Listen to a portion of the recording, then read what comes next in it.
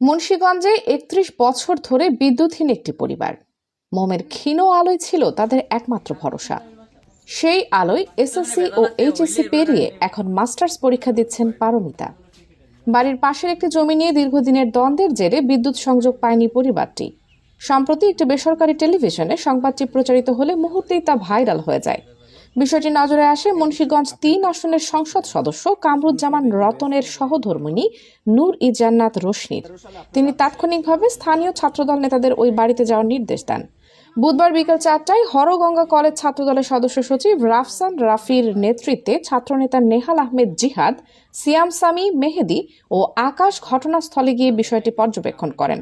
পরে সংসদ সদস্য কামরুজ্জামান রতন ভিডিও কলে পরিবারের খোঁজ খবর নেন এবং দ্রুত বিদ্যুৎ সংযোগের ব্যবস্থা করার আশ্বাস দেন।